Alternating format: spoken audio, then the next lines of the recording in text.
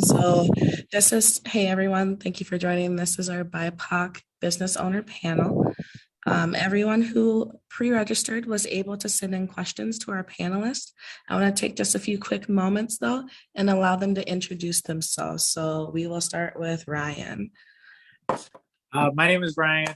I am the owner of Downtown Sound Entertainment, and we are located and we're established here in Marshall, Minnesota. Our company was basically established right around 2019. So Awesome. And then Keith. How you doing? My name is Keith Moore, and the founder of More Good Eats, and we started this so it's been about a year. Awesome. And Cece. I'm Cicely, aka Cece. I have so many names. I have a lot of businesses. I had a bookstore. I just shut it down last month. And so I'm just kind of refocusing and shifting gears here. And I live in Texas. Yes. Yeah. So we have a lot of questions that were sent to the point where this might end up being like a follow-up episode and step into the marsh with everyone because there's so many good questions and just not enough time to chew through them all. So I want to start with the first question that was sent over. And it was, apart from like promoting and shopping with your small business, what are ways that a white person can help support small businesses in rural America or wherever you're located? Well, I think a good answer to that is for them to try the product instead of just listen to everybody's negativity. Like people, because you got people like who never ate our food before, but send off negative vibes, say negative things about me. But there's a lot of people who have tried my stuff and they love it. So it's just more like people need to get more involved and try for themselves instead of just listen to what everybody else says. To be honest, that's just my opinion. Awesome. I personally, I'm sorry if you want to jump in. I personally think that, besides like obviously promoting and shopping, I think it falls into, it really does kind of fall into promoting. It means to, in our entertainment community, it means like when we put together events to not be afraid to get involved and see how you can bridge from, in the white community and how you also bring value and also bring out the value of a minority community to bridge that together. And it can't happen without like communication or the ties that you work together as building an event, and that you just try to be able to get rid of the barricades and the obstacles that people may have, wondering if these two cultural events could work or these two cultural businesses can work. I want to say one of the probably not the most event that you would think that would work together with two businesses is we had this event where Mariachis, it's a Mexican restaurant here in Marshall, Minnesota, put on Sundays where a Hmong family came in and they were cooking pho. And it was a huge hit, and I loved it because so many people loved not only that because of not only just the food, but it was two minority companies coming together and brought a great experience for food on Sunday, and that it brought both. You may have like a white family or an Indian family or Native family or Hispanic family or Hmong family that not all of them may like pho. Some of them like Mexican food, So it's just like, at the end of the day, it's like you're bringing multiple interests together, and that's what we want to do. It may be just in that event was just starting with food, but then you brought multiple cultures together, which I think is great because that's our goal, is just unity. I kind of want to piggyback off of that, kind of like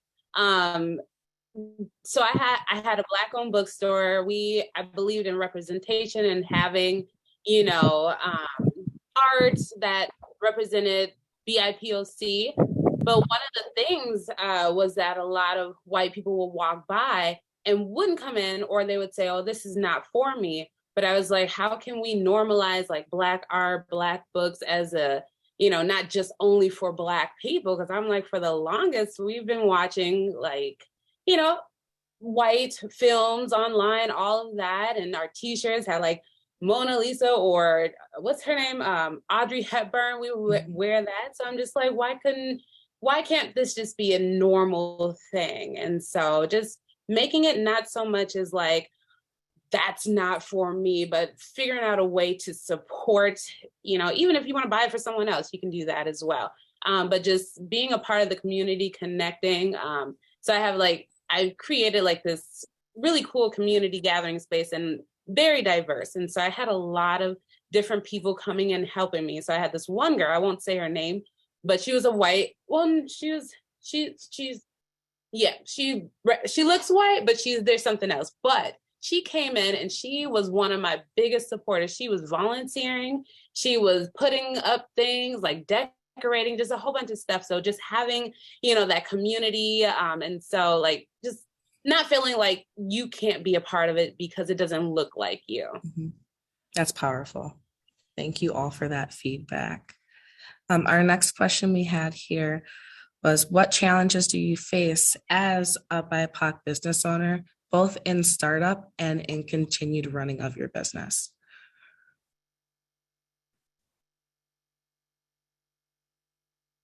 Keith. The question was the challenges of starting it up? Yeah, in startup and in continued running. Oh, yeah. So because I am not continuously running right now, there was a lot of challenges that I had with access with funding. Also, just, it just seemed like there was a lot of barriers for me to get loans or even crowdfunding. So like, I did a lot of crowdfunding. I hosted a lot of events and I was just trying to get people to, donate. It was a nonprofit organization. So I wasn't trying to get money. I just needed to keep the bills like paid and whatnot. So the money is the biggest challenge. And I just felt like no one really believed it was happening. And I guess they wanted proof that it was happening. And then afterwards I started getting things, but just not enough at the same exact time, like at the time that I needed. So just figuring out a way to like really, believe, I guess, people. And then also that funding is huge. Well, like for me, I believe it was more of, it was like a support system. It's just a lot of people just didn't believe that I could do it. And you always gonna have somebody who's gonna hold you back. And I deal with a lot of negativity, but, I just man up because this is something I really want to do. And I know I can stay focused and I know I can succeed at it. And like I said, I've been doing it for a year. I'm looking forward to next spring. We got a lot of like events and stuff coming up. So I just keep on striving because the more negativity I get, because that's what's hurt me at the beginning when I first started. Everybody say, "Oh, you're not gonna be able to do this. Oh, you can't do this, that. Ain't nobody gonna buy for you." It's like, okay, yeah, whatever, But now I know so many people now, and I'm constantly growing, and I'm looking forward to next spring, what I'm saying, because I know that my business is gonna do real well.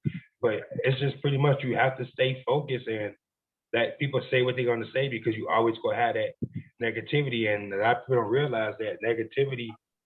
It hurts you mentally. If it hurts you mentally, that's gonna hurt you in the long run. I try to get your business off the ground.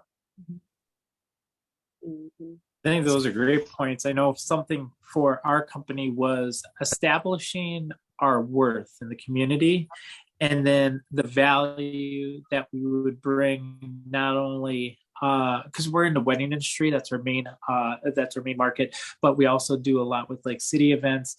But it really was tough at the beginning, just growing, establishing our worth and the value that we have. And when I say that, it's kind of surrounded about, when you take a look at somebody who may be Hispanic, you don't know if that person does more than reggaeton or anything like that, or you question their ties to the community and how Downtown Sound Entertainment can actually help with like promoting a 20th anniversary or the value that we could bring with some of the relationships that we've had. And so building the relationships, building the trust and growing is a obstacle that every business has. But as a minority, we want to, it was tough to establish the fact that we can be able to service all cultures and bring the value. But then not only that, one of the things that I strongly try to do as a performer, as we have a local bar in town, is try to have an enriched cultural music events to where you're not playing the traditional music that a lot of people would normally hear in a club or normally hear in rural Marshall, Minnesota. You try to play like Pacific Islander music, you play Afro beats, you play your 90s, 2000s, your own mixes and stuff like that, to where you can tie a lot of the culturally rich, very popular songs. And that's something that I'm still learning as a business owner, because we even had an event where we were just doing atmospheric effects at a African American wedding, and my gosh, they know how to celebrate a wedding, and it blows a lot of American culture out of the water. They know how to celebrate and have fun, and that's the thing, is that I learned that day just by being on the sideline doing something else, and that's something that I think as a business we struggled with, is being able to promote that and then also get the acceptance from all cultures that we can have a great event and tie all these cultures together. Mhm. So Absolutely. So it's funny that you say that, because that follows up to our final question, which is, obviously there's a little bit of cherry picking in who we have for our panelists, right? And so we have a great representation of the bridges here. We have food, we have music, and we have the arts here represented on our panel.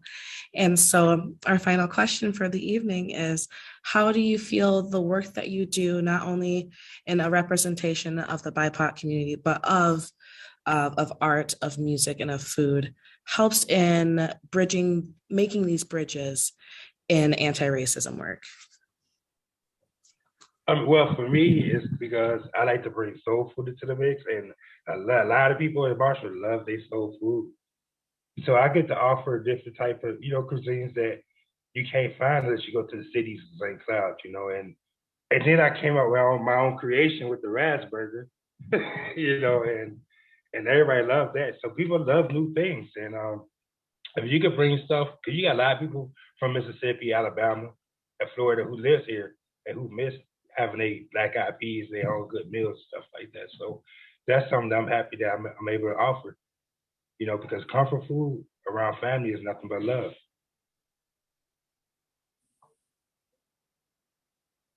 Yeah, so with my space, so the arts and literacy and words, one of my biggest things is community gathering spaces so that people can come together and collaborate and work together. So I would host lots of forums in the store, and just get different perspectives, and then also offer a space for people to host their own events. And so they could do book signings, they could do networking events and stuff like that. And it's, it's expensive. If you go places, they're going to be like $150, $200 an hour to do an event. And I'm just like, that's expensive, And so I would, I definitely had a really low rate.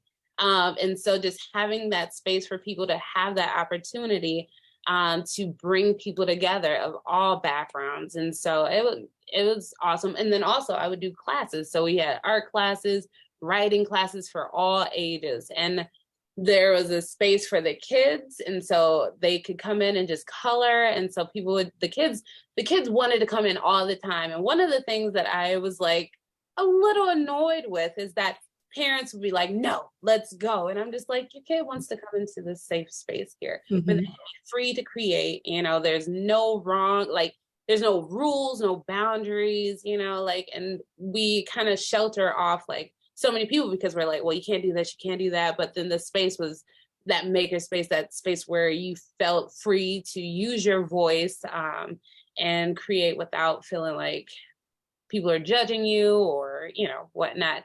And so I really like bringing people together to create and use their words. And so that's me. No.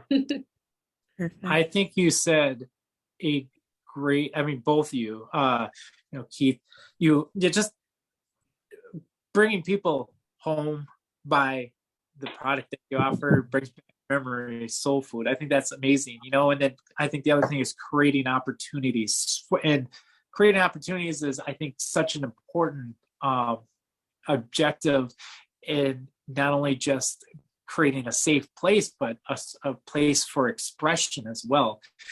I think something that SMSU does when it has like the World Festival or the International the Food Festival, I think it's a platform where a lot of cultures can come and share their joy of the culture of foods that they have, and that's so expressible, and I think that in our business, our goal this year is to try to create. I don't know if how many are from Marshall, and everybody talks about what Marshall used to be back in 2002 when we actually had a line going out of Pappy's where everybody enjoyed it together, or you had like the Kegs and Eggs. These are just events that Marshall looked forward to, but to be able to create events that are our goal is to be able to create some events that, where we could get some DJs from multiple cultures to be able to host events that will bring out more kids, students, adults that will be available outside of the college. And I guess when I take a look at Marshall is kind of the definition of a book. Like, what is the book? If it's a blank book, because there's not a lot of advertisement of kind of what Marshall has to offer, we know what the school does, but what are we doing as a community, and what can I do as a business to help add to the community to really identify what Marshall has the potential fun of bringing in all the cultures together and have, it's just being expressive. I think that's important. So that's what we're currently working on, along with obviously some other fundraisers and stuff that hold dear to us, but just growth. It's growth. And then like another thing that we do too at More Good Eats, like last year we did a Thanksgiving dinner giveaway, and then we did one for Christmas too. So we'll be doing that again this year too. So we always give back. And we helped out with Heart to Heart last year, fed the staff and everything. So we always, doing something to give back to the community, because if it wasn't for the community, it would not be More Good Eats. Yes. Well, if you would all be willing to share your contact information or your websites or whatnot into the chat, in case someone here is watching wants to connect with you, support your work that you're doing, maybe network with you. So whether it's your website, your business links, anything like that. BC Franson did put in the chat, are there website links for the Marshall businesses? So for Ryan and for Keith, are there website links on the website for the city of Marshall for you all? I don't know if there are for both of you. No, probably no. But I'm at More Good Eats. You can find me on Facebook. Okay. MOORE, 2 O's.